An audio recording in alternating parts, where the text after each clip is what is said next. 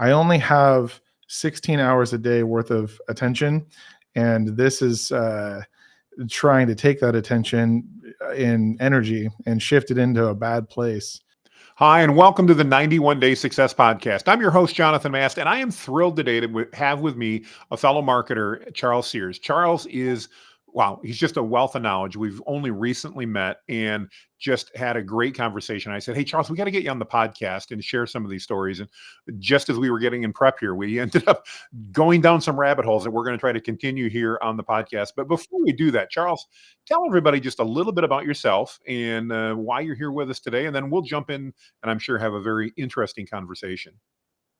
Yeah. Well, first of all, thank you for inviting me on your podcast. I was very flattered by that and happy to be here. So, yeah, it's a long story to cover the journey that it's taken to get to this point. Yeah, but the short version of it, is that I'm an agency owner, probably with undiagnosed ADHD, and so I've got a lot of different projects that have spawned from the journey into self-employment and agency ownership. So kind of shifting shifting from this like agency owner space now into more like consulting and coaching and education. And yeah, so now just kind of getting out there, have a message I want to tell people. And I think that this is the path that is going to get that message out there. So.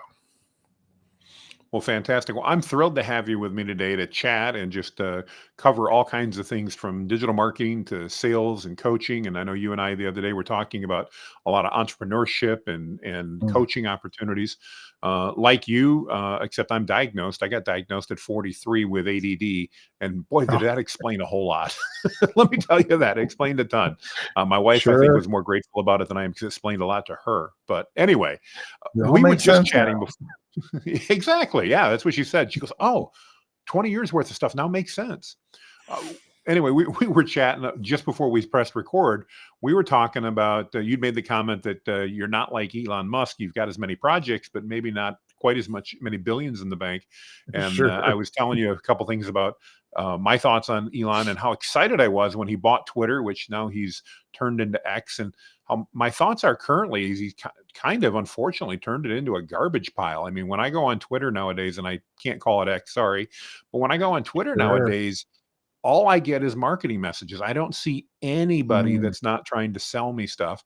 You said you had some thoughts on that. And I said, hey, before we go there, let's press record. Talk to me a little bit about your perspective. Because again, I was super excited. And now I got to say the bloom is off the rose, so to speak. Yeah, it's been so one, I wasn't a big user of Twitter in the first place. I was mostly a Facebook guy. I found a lot of success in doing Facebook groups.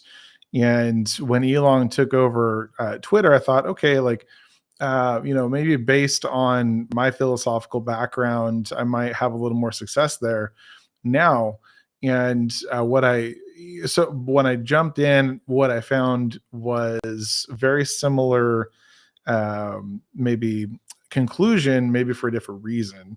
And that is that my feed was just filled with politics and world news, things that wanted to take my attention. That was that was the overwhelming feeling that I had going back. Is like, well, I only have 16 hours a day worth of attention, and this is trying to take that attention in energy and shift it into a bad place. And so yeah, that's been kind of my experience. I did reprogram the algorithm a little bit, right? Unfollowed some people, followed some other people, and now I get a lot of psychology and philosophy things on there. But at the end of the day, it just in my opinion, what he calls a town square just seems like a bunch of angry people all expressing their egos and opinions. I can't disagree with you. Like I said, I had a lot of hope. I was really excited about, hey, we're not going to censor. We're going to let everybody talk. And whether he does or doesn't, I don't know. But yeah, maybe I need to try that algorithm reset. But anyway, that's we're not here so much to talk about Twitter as we are to talk Sure. about you and your agency and things like that. Tell us a little bit, Charles, about how do you get into the agency world, and I'd love to hear some more. We talked the other day about, your goals to help mentor and train people and find some people to do some joint ventures with. Talk to me a little bit about maybe how Yeah. you got into the world and where you're moving towards now, or what some of your thoughts are. Yeah. Trying to pin down exactly what that looked like. I took a long journey from in all sorts of windy roads to get where I'm at now, which has some semblance of success. I'm able to do fun things and kind of choose how I spend my day, like coming and joining on this podcast, which is nice. Which is nice, but Absolutely. it didn't start out that way. It didn't start out. I started out. I think my first venture was a pool service company, and so I've always been a little bit of a business, like an entrepreneur slash small Hmm. business owner. And at 20, started a little pool service company, and my partner bailed out on me like after 6 months. We were up to like $4,000 a month, which for a new pool company was pretty good. That was back when you could purchase like a Yellow Pages ad and your business would just grow. I remember those good old days. Yes. Oh boy, yeah. So that was nice. But yeah, so it ended up just me, and it was like, well, okay. So I sold it to another local pool service owner. And he didn't pay the bill, unfortunately. But when you're 20 and you don't know much, it's easy to get taken advantage of. It So is, it was a absolutely. great That's what lesson. we call experience, right? Right. Yeah, exactly. It was a great lesson in doing things the right way from the start. So yeah, I took a little side road, joined the army, and I was an IT specialist. That was like what I thought, well, if I'm going to learn a skill, this wouldn't be a bad place to go do that. So while I had like the soldier route and the IT route in the same vein, and then I took a way left turn and became a cop. So Mm. that was I thought, well, I have two roads here. I can go the IT route, or I can leverage my skill, discipline I learned as a soldier, and I became a deputy sheriff. And after about 5 years of that, I did not have a great experience. I definitely learned a ton, and it shifted my worldview, expanded my worldview, we'll say. I Uh, bet. but but I learned after about 5 years I'd had enough, and went back into the tech space with the goal of starting a business. And I thought it was going to be an IT company, but the company I was working for at the time, the owner said, "Hey, you build websites, or you know how to build websites?"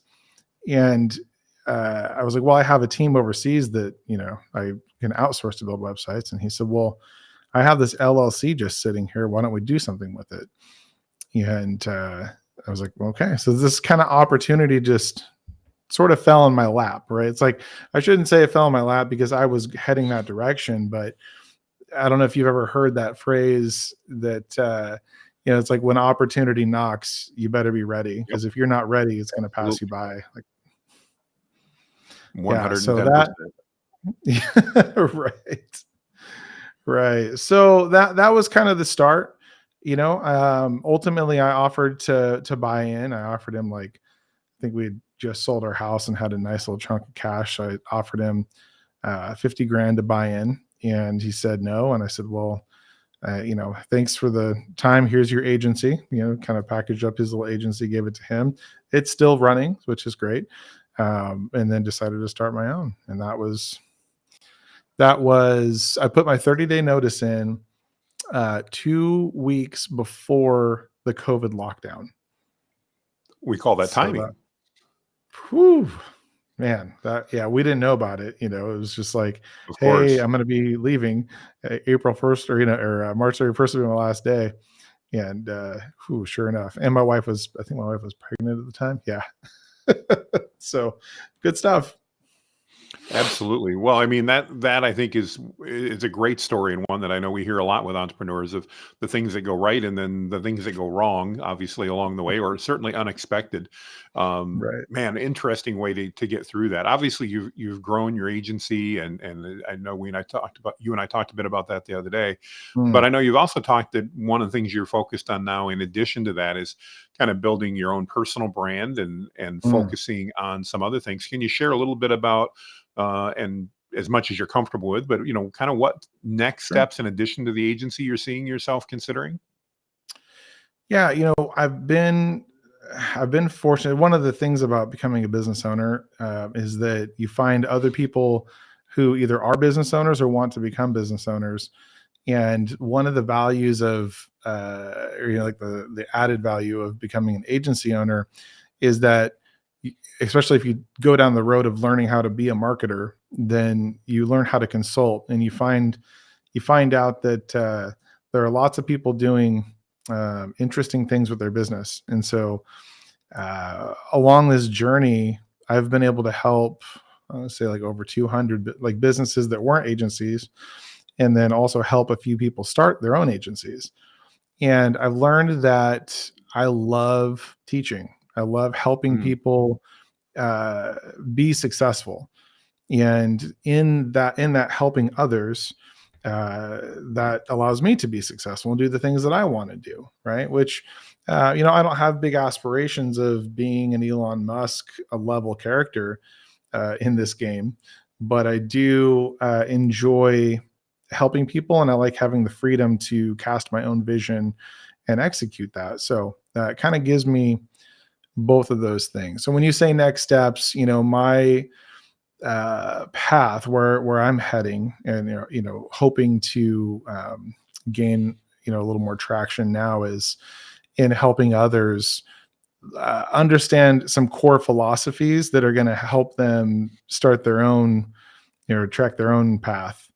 If that hmm makes sense. There's It just does. so much out there. I mean, you've been in the agency space. You told me a long, long time, and Yes. I know that you get those calls too, where it's just uh, pitch after pitch after pitch of big claim things that we both know aren't true or possible. hmm And it all kind, but there are so many people falling victim to um, these big claims, and these snake oil, what I call snake oil salesmen. I mean, I didn't coin that term, but that it makes it hard for honest people who actually know what they're talking about and doing.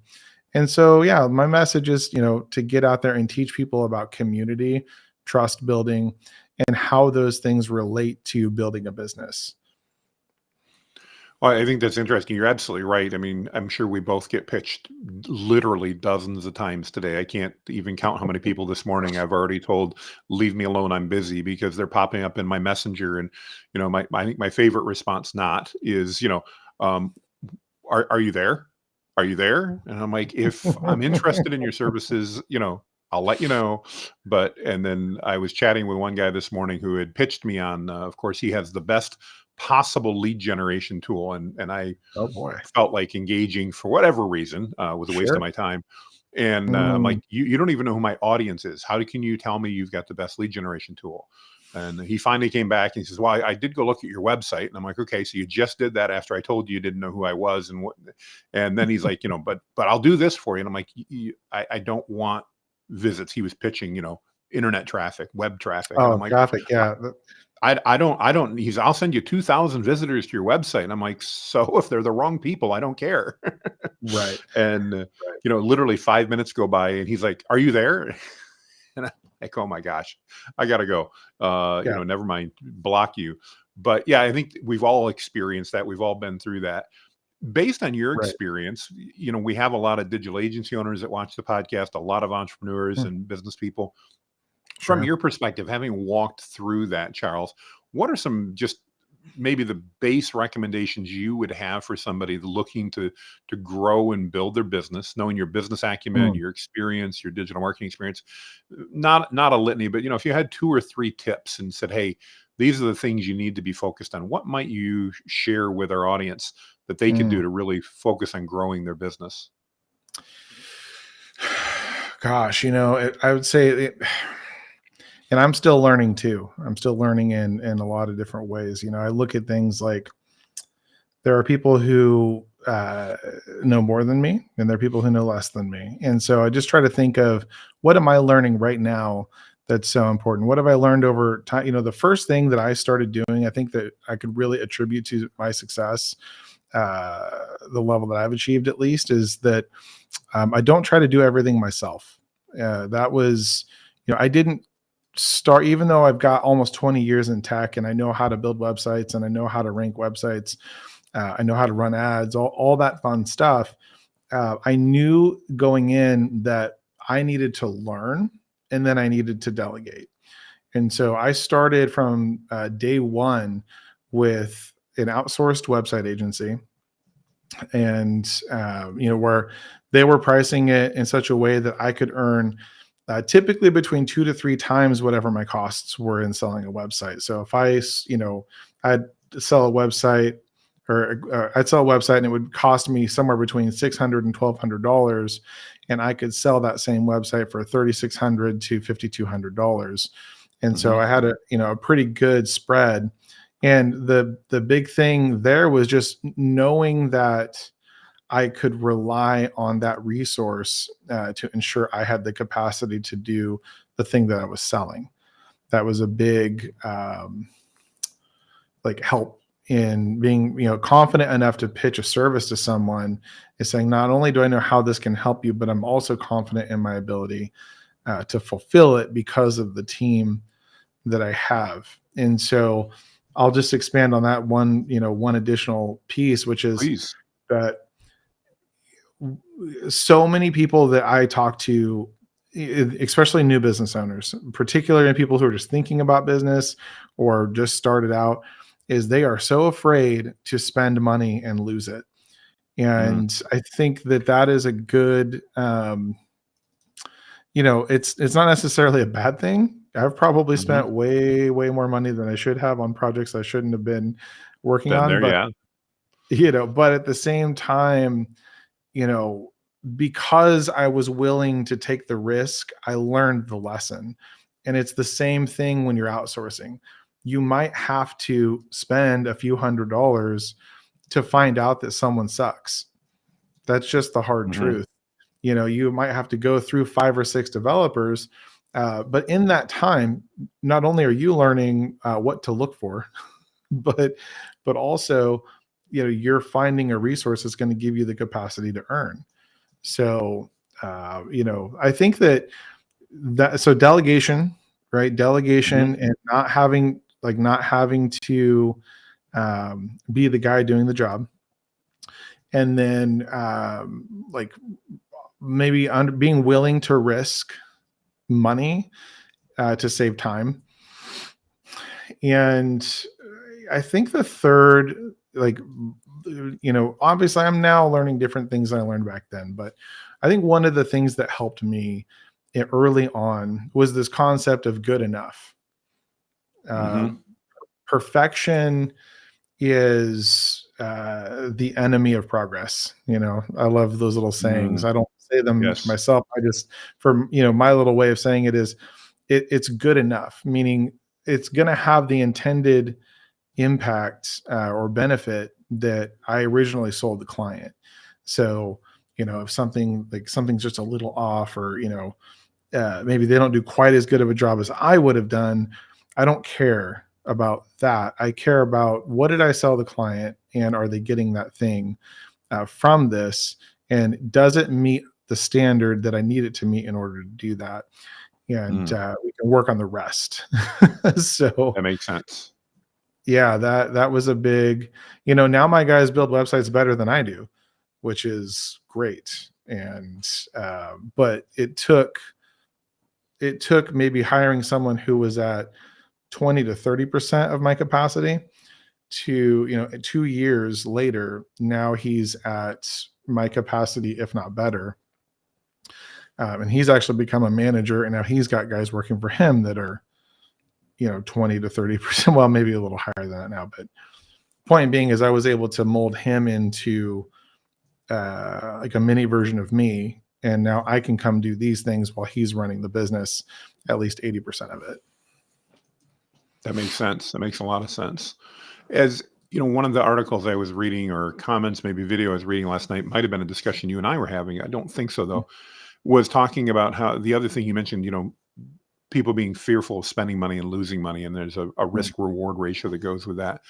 Another thing that sure. came up was an article, and it was actually an article I saw last night talking about. I know a lot of business owners are really fearful to take a stand on any issue, and I'm not really talking politics Mm, and religion, but on any issue, because they're mm, afraid they're going to be alienated and stuff like that. I'd love your opinion, and I don't think mm, we've talked about this, but from your sure. perspective, talk to me about, as a business owner, standing for your cause, standing for your I don't know, I want to say principles, because I don't think people necessarily back down on those, but being Sure. willing to step out. The article I was reading, for example, just to give context, it was Sure. about a comedian who apparently told a joke. I didn't hear the joke, I don't know the joke, but he got ridiculed Mm, for it. But he stood by it and he goes, "Look, it was a joke. It was funny. If you don't like it, don't watch me." And in the process of doing that over the last like 30 days, his audience has literally expanded like fourfold, of more people that are paying attention to him and everything else, because he had the mm. guts to stand by what he said, instead of falling over for the accusations or whatever were in the case. What's your thoughts on that? Because again, I know that's something, as I talk to other entrepreneurs and agency owners, Sure. they really want to stay away from anything that might cast an aspersion on them in any way, shape, or form. What's your thoughts on Mm. that? Or how do we handle those situations when they come up? Man, I know you're talking about Matt Rife, right? On the Yeah, I think Netflix that was show. it. Yeah, yeah. Yeah, yeah. So I'm familiar with that. I'll preface what my opinion on that with saying that uh, I'm very after reading Growth Hacker Marketing by Ryan Holiday, Hmm. and trust me, I'm lying. I'm a little more skeptical Yep. of controversy these days, and so I view almost everything through the lens of manufactured controversy. I like Uh, that. for that very reason, that he's in way better shape than he ever was before the controversy, right? Whether it's chicken or the egg. I think that to what you say, I face that a lot being Christian. A lot of people are like, oh, it's because I operate. The agency space is an interesting space, because if you go down the agency space and you go down the path that I went down, you end up in psychology, and Hmm. that is a never ending well of research and understanding, but psychology and philosophy. And so kind of getting into those spaces, I find that people are like, how can you both understand how things work and then also still be who you are? And I think whether it's religion, politics, or anything that someone could be offended by, what I've learned is that uh, I can't control what other people are offended by. Mm, mm. One person is offended by the way I cut my hair, and the other person's offended by the words that I say. In fact, ironically, this morning I was watching a uh, Gary Vaynerchuk thing on LinkedIn, just to kind of peek in and see what he had to say about marketing in 2024. And so he pointed out that he had said the F word, and which I cuss all the time, so that stuff doesn't offend me. I'm cop and military, and my wife's a nurse, so our house is pretty full of just free language, uh, expressing our feelings. But yeah, a lady is like, "Oh, I'll never listen to you again because you said the F word," and it's like, one, that just to me is an indicator of someone who's not that emotionally intelligent or evolved, because we're just using words to express meaning. And Mhm. if you're offended by the words I use, he said, like, I'm sorry, I apologize for offending you, I'm not going to change who I am, but I understand that hurts your feelings. And so I thought that was a pretty good approach that, we can be both empathetic to the plight of humanity, which is that they don't understand everything, and that's what causes their plight in the first place. And then also, or our plight, and then also not have to compromise on who we are, especially if we know why we do what we do. Mm, I love that. I think that's that why I think is so incredibly important. You and I both, again, being Christians, share a faith there, and I know one of the Mm, things that's always been intriguing to me is when I intertwine that, which I don't do a lot because I grew up in an area where people kind of said you should do business with me because I go to church with you, or you should do business because I'm a Christian, and I don't want to mm, be that guy. I mean, I am who I am. You do sure. business because I add value, and that. But once in a Right. while, it fits in, especially I know we're both into AI stuff a lot, and a lot of Right. my peers are like, no, no, no, keep that AI stuff away. I'm not going to get anywhere near that. It's evil, and I've had some fun with some videos about that. And it's interesting because those, even though I don't talk about that a lot, those videos, those blog posts tend to get much more engagement than my other Mm, stuff does. But yet sure. I'm convinced, maybe right or wrong, if that's all I focused on, I wouldn't get that type of engagement. It's that correlation Mm, of something controversial with something you're known about that tends to vault that up. And I really liked your comment about manufactured situations because I hadn't mm. really thought of that, but I haven't read those 2 books either, so those are now on my list Oh. to read. That sounds it sounds way too much like politics to me. Everything seems to be, done for a particular dramatic purpose, so to speak. Sure. Yeah. So Well, very I think what's come out of that is, there where that's come from really. Like reading those books was good, but I think the thing that solidified it for me is that I've changed the way that I look at attention. And part of that is Mhm, from studying AI and learning about how attention works in the like large language models and such, which is still a little unclear. But uh, I've stopped looking at attention in this like abstract way, and I've started looking at attention as like a stack of dollar bills. And I say I have 16 hours of attention. Here's my stack, mhm, and I'm going to pay it to somebody. And just what value am I getting in return for the attention that I'm paying? mhm, So, so in that, say, in that, I'll kind of look at everything a little more skeptically, and I say, like, what are they're trying to capture my attention? That's what they're trying to do. Why are they trying to do that? And am I going to get value out of this? Is there a return on investment for the attention that I'm going to pay them? And sometimes I'm successful at that, and other times, I'm wasting my time. But what do we do? No, but I think especially as business owners and entrepreneurs, that's something we need to be looking at because like you said, we've only got about 16 hours a day of attention. And how do we how can we get the best return on that attention span that we give? Mm, Whether it's because I need to chill and relax a bit, or whether that's because I'm looking for something of specific value. I think that's really, really sound advice and makes a lot of sense. Let's oh yeah. transition just a little bit into AI. Again, I know it's something you and I are both into and very interested in. Where do you Yeah. see AI as we're recording Mm. this in early December 2023? It'll probably be released just before the end of the year. Where do you see AI going in 2024? And what recommendations do you have for business people as they consider what to do with AI?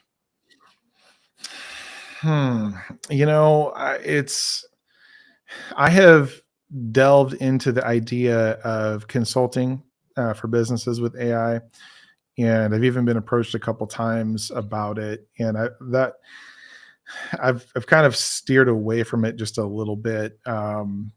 But I think, but I did write a book about human consciousness and how we can build a conscious AI. So that that's out on Amazon. It's called The Architecture of Awareness. If you're interested in that sort of stuff, I think that I hope that plug was okay. Oh, that absolutely. No, plug away. You took If the I time to had it, write a yeah, I book. don't have a copy. We'll So we'll put a link here for everybody. They can go get it. I mean, I have no problem with that at all. well, I appreciate it. I think that there are, people, we all look back, at least those of us that know, look back and wish that we had invested in Google before it took off, right? Before it, Yes. put a couple $1,000 in Google and now I'm a multimillionaire. And I think in the same way, like we're living through like another moment in history where uh, you can either accept it or reject it. And if you can accept reality as it is, which is that AI is here and people are going to be using it to gain an advantage over you in the marketplace. If you Hmm. and I think one of the things that maybe the business owners I talk to don't understand is that the advantage that people are going to gain over others by using AI is exponentially greater than whatever it is they're perceiving. It's like as if one business owner had a cell phone and the other one was still using landline. Like all the things that cell phone can do give that person so much more of an advantage than someone who is living in the Stone Age. I think that's like the disparity that we have now is that the people that are the people that learned how to use Google are already better at using AI than the people who didn't ever learn how to use Google. And now it's going to be whoever didn't learn how to use AI is not, they're not, it's not that they're not even going to be as competitive. They're just going to be out of business in my Hmm. maybe slightly less than humble opinion on that. So, I mean, and it's sad. I don't want to see that. Like I am about community and I'm about people and I'm about empathy. And I think that it's tragic, but I've also learned that, I mean, gosh, if we just pull a little scripture from the Bible, it says that the poor will always be with you. And Yeah. who that is, and I'm sure he was talking about money, but I often think of the poor of mind, Hmm. because your behaviors and your mental your mindset are really dictate where you end up in, at least in your ability to shift between these places. So I see these business owners, and well, I know that's a little more philosophical than No, that's um, okay. factual, but I just think that that's what we're going to find. We're going to find that these business owners are going to turn around and see themselves so far behind the curve that they probably couldn't even afford to pay the consultants to come help them catch up. Mm. That's profound. I know analogy I heard the other day that I thought was apropos was comparing AI to the internal combustion engine, and was Mm, comparing to say, when the person that owned the buggy whip factory saw the internal combustion engine and said, "Hey, it's a fad. It's never going to be anything. We just need to keep making buggy whips." mm, They ended up going out of business. Now, it didn't happen overnight, but sure, as more and more people decided to make cars, and as because vehicles became more accessible, um, very few people needed buggy whips anymore because there weren't just that many around. Now, I happen to live in a community with a lot of Amish, and there's some here, but it's still a mm, very small percentage of the community that's using that, and doesn't support the buggy whip factor anymore. And I think your mm, statement's so correct. I think that we need to accept as business people that people will be using it, and it is to gain an advantage of some sort. And that doesn't always mean an evil advantage, but it's to gain an sure, advantage. And in my mind, especially as a man of faith, we have a responsibility to use it to try to do good with it, as opposed to sure, just sticking our head in the sand and saying, well, there's going to be bad people doing it, so we shouldn't do it. I mean, if that was the case, I couldn't use my camera, because there's people that use cameras for bad purposes. There's people that use sure, the phone for bad purposes. My goodness, we're on the internet right now, and there's people that are certainly using the internet for less than admirable purposes. But yet right. there's also a lot of good that happens with that. And I think it's our responsibilities as leaders to step into that and embrace that, and take advantage of that.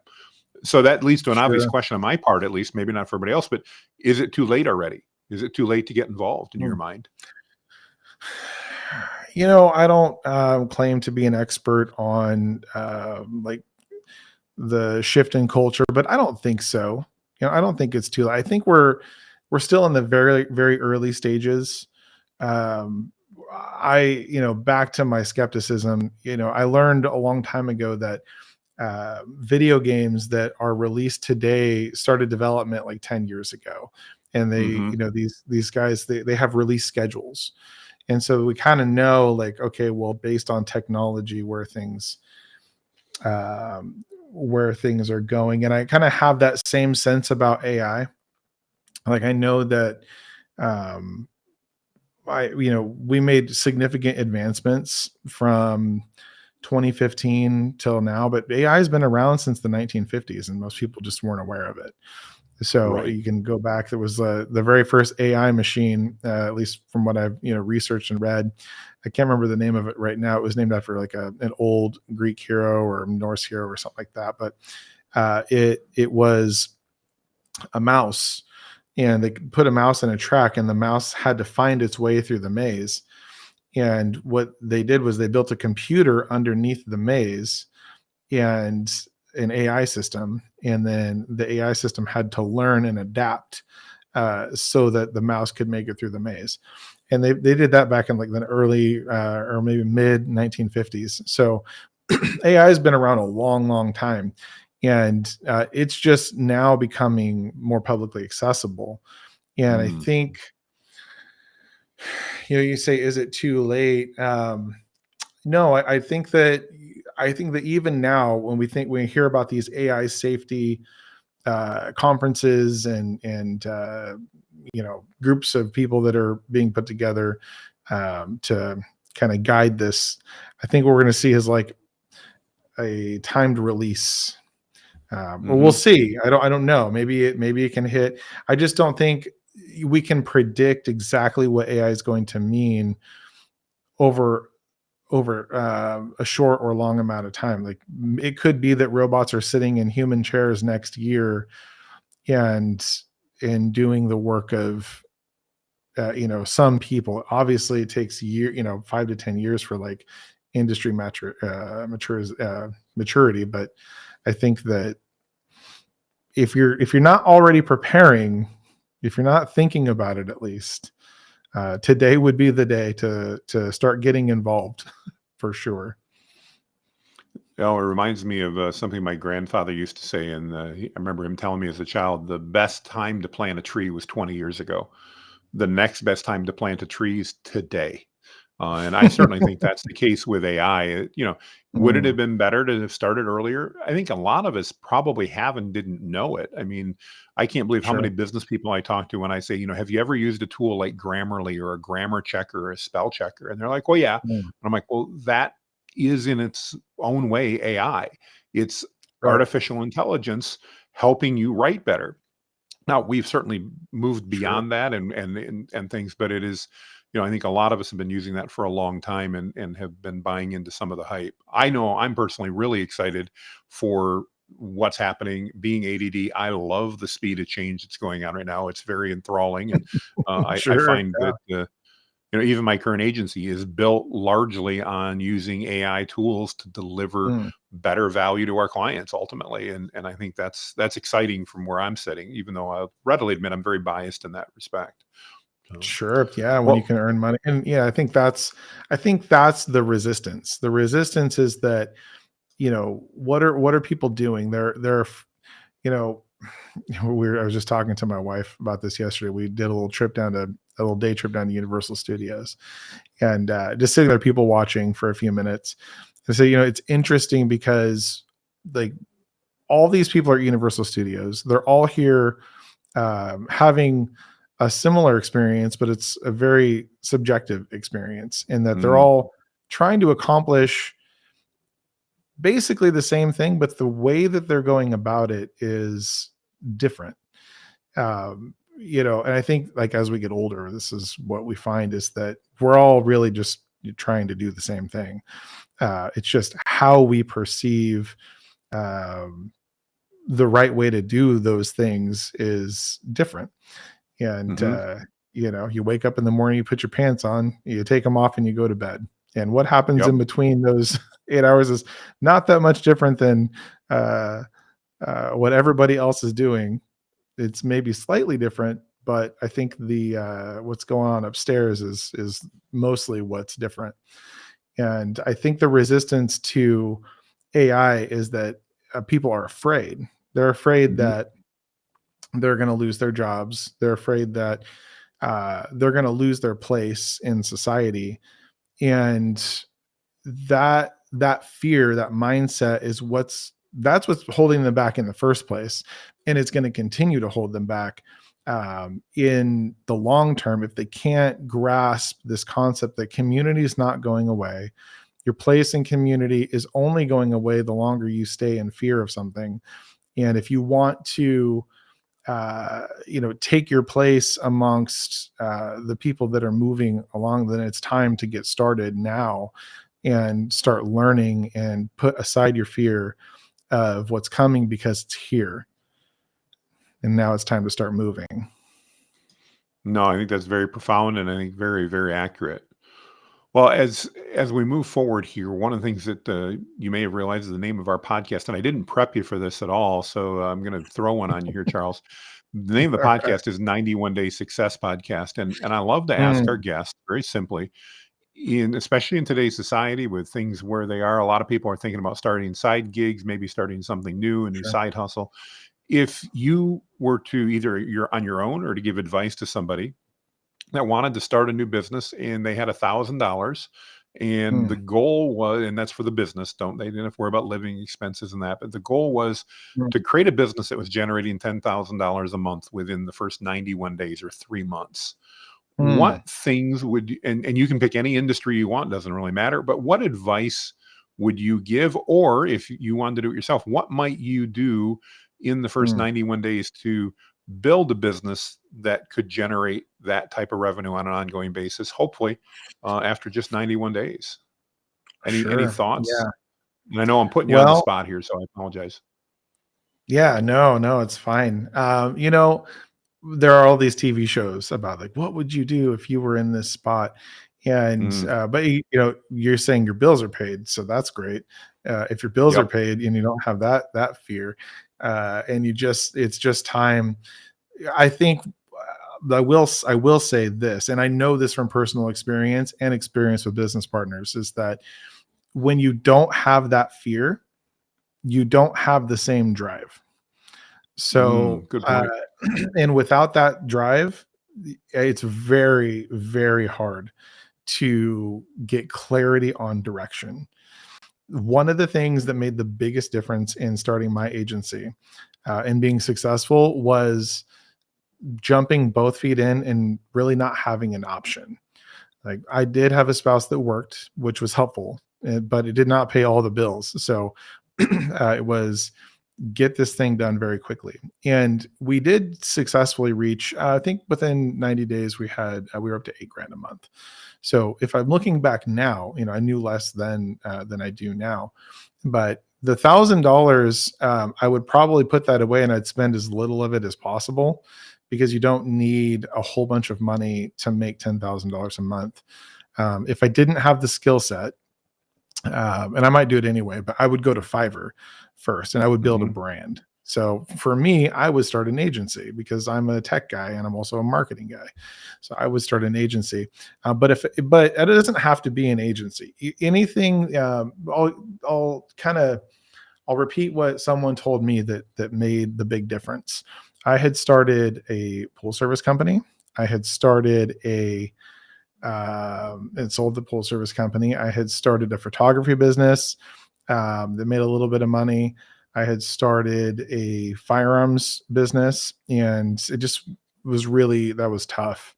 And then I had started like a national ammunition sales brand, which had started doing fairly well. It wasn't great, but we were I think like we hit like $4,000 a month right before California stopped the ammo shipping. So Ooh, okay. they basically shut me down.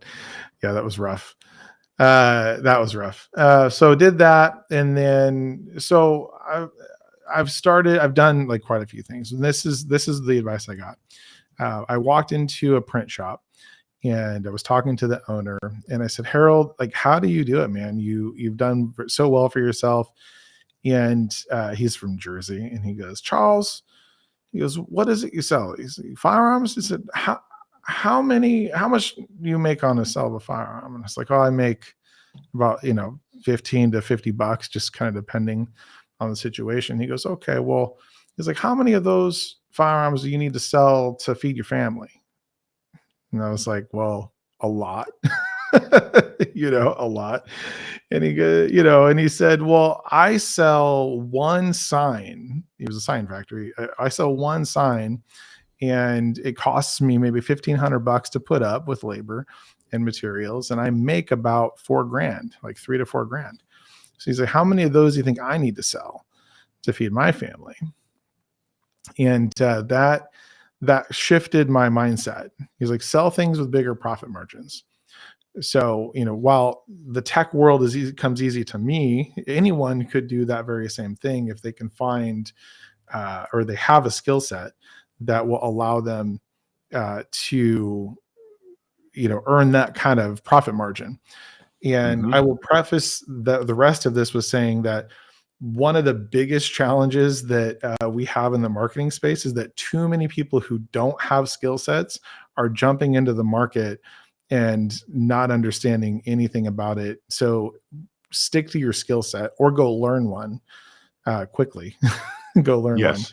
But yeah, if I had to do it all over again, I would go start a marketing agency. I would, because that's my skill set. I would go to Fiverr, build a brand. It'd probably cost me $150. I would probably hire like a developer to build me 3 example websites, and I would use those as my case studies, because while they may not belong to a brand yet, I can still show them as work that I've done. Hmm. And then I would go meet people. I would go out into my community. If I'm in a big, I live in a big city. There's about 500,000 people in my city, so I'd go join a local chamber of commerce, and I would, or go to local events, and I would start meeting people and shaking hands and introducing myself and handing out business cards. And that was how I built the business originally. This, like, it's a local marketing agency. So sell a couple, you only need to sell like $3,000-$4,000 websites, and now you're at 12 grand a month. Like, okay, well, how Very do you do that? good. Right. Oh, Well, you have to I meet love it. people. So Great yeah, advice. Great advice. I think really practical. So I love that. That's a great answer. That's a little fantastic. long-winded. I'm sorry, but I No, felt no, like you're that good. was that was You're good. right. I think it was great, and I just want to be respectful of our time. And I know as we're wrapping up here, I want to make sure we're not overstaying. You're welcome. If Charles, if people are listening and they feel connected, they want to reach out, they want to learn more about you, your agency, and things like that. What's the best way for them to get in touch with you? And we'll add the link to the book down here. But what about for your Hmm. agency and for you? What's the best way to get in touch? Yeah, I think right now, the easiest way to get in touch with me as far as like consulting would be through the rankbros.com. That would be a good, that's for agency owners. We're essentially helping agency owners start and build out, find the VAs, do the consulting, helping clarify a lot of what maybe they don't understand, and then kind of getting them set up. And we've done it for a few people, man. It's been great. It's been awesome to see uh, other men and women who are going out and saying, "Okay, I'm going to do this, and I'm going to trust you to help me," and then they're becoming successful. And that has been fun to see people achieve that level of freedom. Even former cops that I worked with have done that now with me, and they're like, "How do you go from being a cop to being a marketing agency owner?"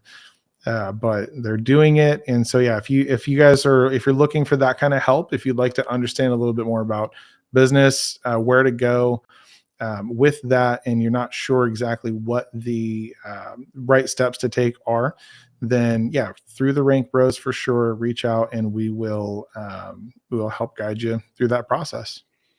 Awesome. Well, we'll put that link here on the podcast. If you're listening, just go to rankbros.com. Is that correct? At rankbros.com? The rank, yeah, the rankbros.com. TheRankBros.com. Okay, good. In case somebody's driving in their car and listening, want to make sure they get out there, but we'll also put it in the show notes and everything else. Hmm. Charles, I just want to thank you for your time today. I know you've got a lot going on, and I really appreciate you taking the time to spend with us today. I love your story, love getting to know you better and really do appreciate you a ton. For those of you that are listening on the podcast, I want to say a special thank you for hanging out with us for the last 45 minutes or so. And in hearing what we had to do, it looks like 49 minutes and 18 seconds at this point. So thank you for that, everyone. We appreciate it. And again, don't hesitate to reach out with questions to Charles. We want to thank you. Make it a great day, everybody, and we'll see you on the other side.